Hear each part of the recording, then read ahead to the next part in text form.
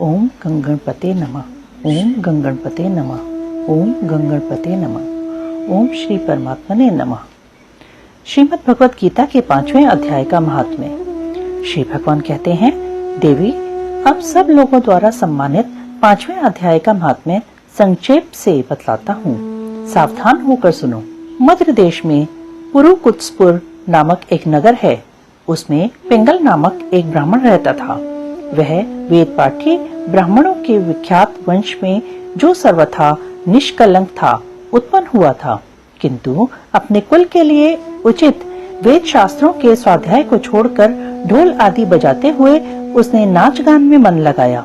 गीत, नृत्य और बाजा बजाने की कला में परिश्रम करके पिंगल ने बड़ी प्रसिद्धि प्राप्त कर ली और उसी से उसका राजभवन में भी प्रवेश हो गया। अब वह राजा के साथ रहने लगा और पराई स्त्रियों को बुला बुलाकर उनका उपभोग करने लगा। स्त्रियों के सिवा और कहीं उसका मन नहीं लगता था।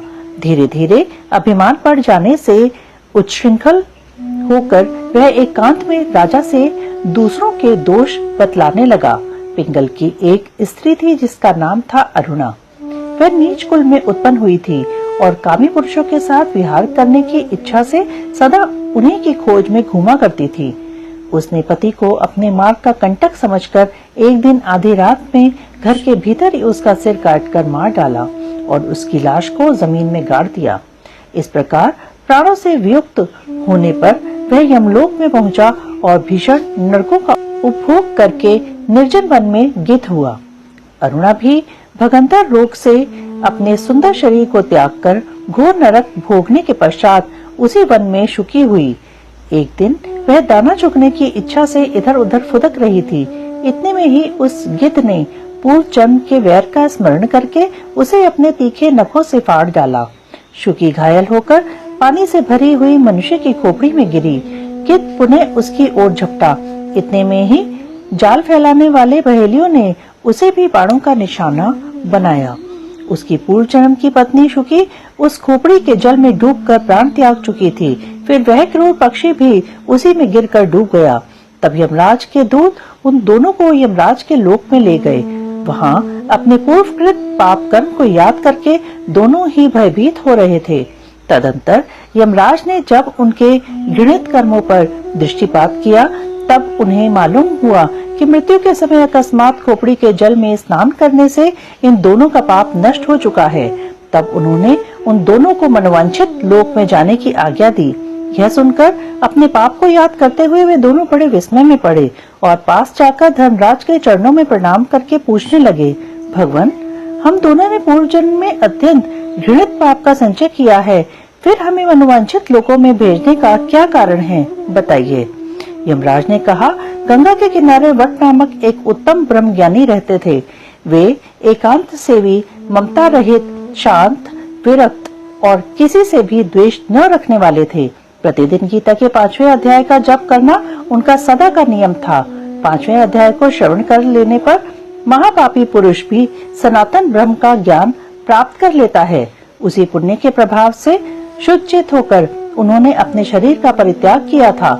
गीता के पाठ से जिनका शरीर निर्मल हो गया था, जो आत्मज्ञान प्राप्त कर चुके थे, उन्हीं महात्मा की खोपड़ी का जल पाकर तुम दोनों पवित्र हो गए हो। अतः अब तुम दोनों मनोवांछित लोगों को जाओ, क्योंकि गीता के 5वें अध्याय के महात्म्य से तुम दोनों शुद्ध हो गए हो। श्री भगवान कहते हैं, सबके प्रति समान भाव रखने वाले धर्मराज के द्वारा इस प्रकार समझाए जाने पर वे दोनों बहुत प्रसन्न हुए और विमान पर बैठकर वैकुंठ धाम को चले गए। ओम श्री परमात्मने नमः। 5वां अध्याय। उसके उपरांत अर्जुन ने पूछा, हे कृष्ण, आप कर्मों के संन्यास की और फिर निष्काम कर्म योग की प्रशंसा करते हैं, इसलिए इन दोनों में एक जो निश्चय किया हुआ कल्याणकारक होवे उसको मेरे लिए कहिए। इस प्रकार अर्जुन के पूछने पर श्री कृष्ण महाराज बोले, हे अर्जुन, कर्मों का संन्यास अर्थात मन, इंद्रियों और शरीर द्वारा होने वाले संपूर्ण कर्मों में कर्तापन का त्याग और निष्काम कर्म योग अर्थात समत्व बुद्धि से भगवदर्थ कर्मों का करना, ये दोनों ही परम कल्याण के करने वाले हैं, परंतु उन दोनों में भी कर्मों के संन्यास के निष्काम कर्म योग साधन में सुगम होने से श्रेष्ठ है, परंतु उन दोनों में भी कर्मों के संन्यास से निष्काम कर्म योग साधन में सुगम होने से श्रेष्ठ है। इसलिए हे अर्जुन, जो पुरुष न किसी से द्वेष करता है और न किसी की आकांक्षा करता है, वह निष्काम कर्मयोगी सदा सन्यासी ही समझने योग्य है, क्योंकि राग द्वेष आदि द्वंद्वों से रहित हुआ पुरुष सुखपूर्वक संसार रूप बंधन से मुक्त हो जाता है।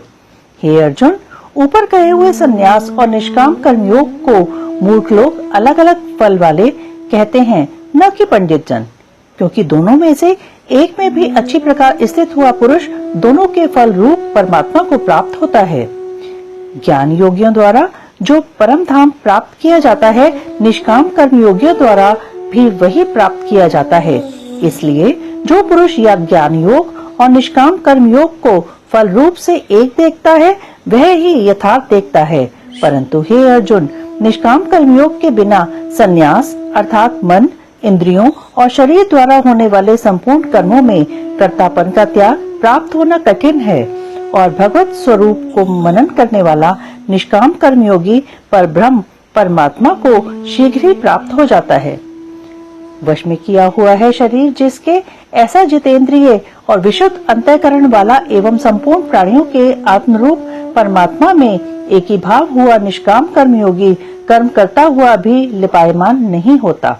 हे अर्जुन, तत्व को जानने वाला सांख्य योगी तो देखता हुआ, सुनता हुआ, स्पर्श करता हुआ, सूंघता हुआ, भोजन करता हुआ, गमन करता हुआ, सोता हुआ, श्वास लेता हुआ, बोलता हुआ, त्यागता हुआ, ग्रहण करता हुआ तथा आंखों को खोलता और मीचता हुआ भी सब इंद्रियां अपने अपने अर्थों में बरत रही हैं, इस प्रकार समझता हुआ निसंदेह ऐसे माने कि मैं कुछ भी नहीं करता हूँ। परंतु हे अर्जुन, देहाभिमानियों द्वारा यह साधन होना कठिन है और निष्काम कर्मयोग सुगम है, क्योंकि जो पुरुष सब कर्मों को परमात्मा में अर्पण करके और आसक्ति को त्याग कर कर्म करता है, वह पुरुष जल से, कमल से, पत्ते के सदृश पाप से लिपायमान नहीं होता। इसलिए निष्काम कर्मयोगी ममत्व बुद्धि रहित केवल इंद्रिय, मन, बुद्धि और शरीर द्वारा भी आसक्ति को त्याग कर अंतःकरण की शुद्धि के लिए कर्म करते हैं। इसी से निष्काम कर्मयोगी कर्मों के फल को परमेश्वर के अर्पण करके भगवत प्राप्ति रूप शांति को प्राप्त होता है, और सकामी पुरुष फल में आसक्त हुआ कामना के द्वारा बंधता है। इसलिए निष्काम कर्मयोग उत्तम है। हे अर्जुन, वश में है अंतःकरण जिसके, ऐसा सांख्य योग का आचरण करने वाला पुरुष तो निसंदेह न करता हुआ और न करवाता हुआ 9 द्वारों वाले शरीर रूप घर में सब कर्मों को मन से त्याग कर, अर्थात इंद्रियां इंद्रियों के अर्थों में बरतती हैं, ऐसे मानता हुआ आनंद पूर्वक सच्चिदानंद घन परमात्मा के स्वरूप में स्थित रहता है। परमेश्वर भी भूत प्राणियों के न कर्तापन को और न कर्मों को तथा न कर्मों के फल के संयोग को वास्तव में रचता है, किंतु परमात्मा के सकाश से प्रकृति ही बरतती है, अर्थात गुण ही गुणों में बरत रहे हैं। सर्वव्यापी परमात्मा न किसी के पाप कर्म को और न किसी के शुभ कर्म को भी ग्रहण करता है, किंतु माया के द्वारा ज्ञान ढका हुआ है, इससे सब जीव मोहित हो रहे हैं। परंतु जिनका वह अंतःकरण का अज्ञान आत्मज्ञान द्वारा नाश हो गया है, उनका वह ज्ञान सूर्य के सदृश उस सच्चिदानंद घन परमात्मा को प्रकाशता है, अर्थात परमात्मा के स्वरूप को साक्षात कराता है। हे अर्जुन, तद्रूप है बुद्धि जिनकी तथा तद्रूप है मन जिनका, और उस सच्चिदानंद घन परमात्मा में ही है निरंतर एक ही भाव से स्थिति जिनकी, ऐसे तत्परायण पुरुष ज्ञान के द्वारा पाप रहित हुए अपुनरावृत्ति को अर्थात परम गति को प्राप्त होते हैं। ऐसे वे ज्ञानी जन विद्या और विनय युक्त ब्राह्मण में तथा गौ, हाथी, कुत्ते और चांडाल में भी संभाव से देखने वाले होते हैं। इसलिए जिनका मन समत भाव में स्थित है, उनके द्वारा इस जीवित अवस्था में ही संपूर्ण संसार जीत लिया गया अर्थात वे जीते हुए ही संसार से मुक्त हैं, क्योंकि सच्चिदानंद घन परमात्मा निर्दोष और सम है।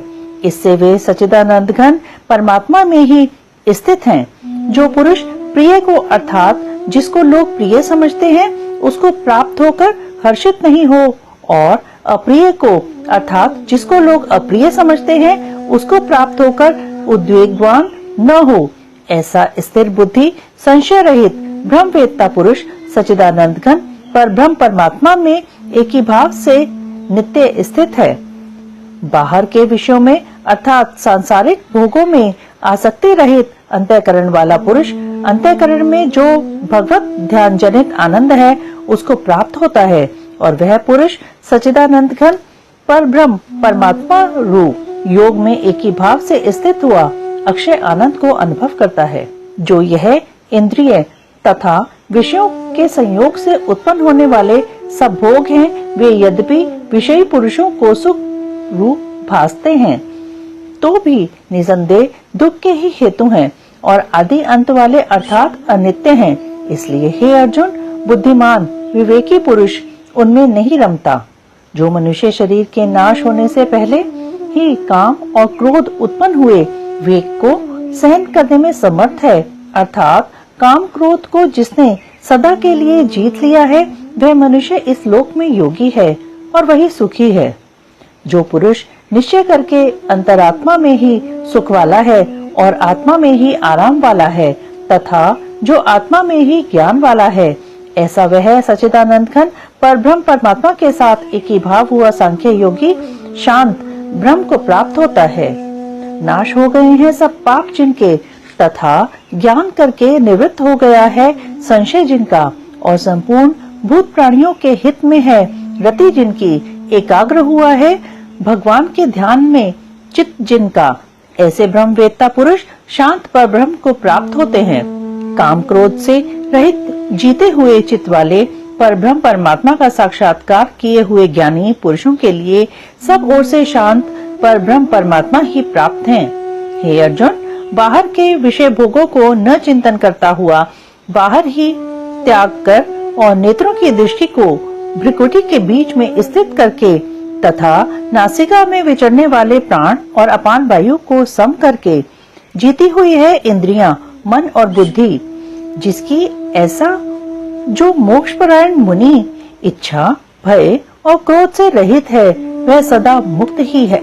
और हे अर्जुन, मेरा भक्त मेरे को यज्ञ और तपों का भोगने वाला और संपूर्ण लोकों के ईश्वरों का भी ईश्वर तथा संपूर्ण भूत प्राणियों का सुहृद अर्थात स्वार्थ रहित प्रेमी, ऐसा तत्व से जानकर शांति को प्राप्त होता है, और सच्चिदानंद घन परिपूर्ण शांत ब्रह्म के सिवा उसकी दृष्टि में और कुछ भी नहीं रहता, केवल वासुदेव ही वासुदेव रह जाता है। इति श्रीमद् भगवत गीता रूपी उपनिषद एवं ब्रह्म विद्या तथा योग शास्त्र विषयक श्री कृष्ण और अर्जुन के संवाद में कर्म संन्यास योग नामक 5वां अध्याय संपूर्ण।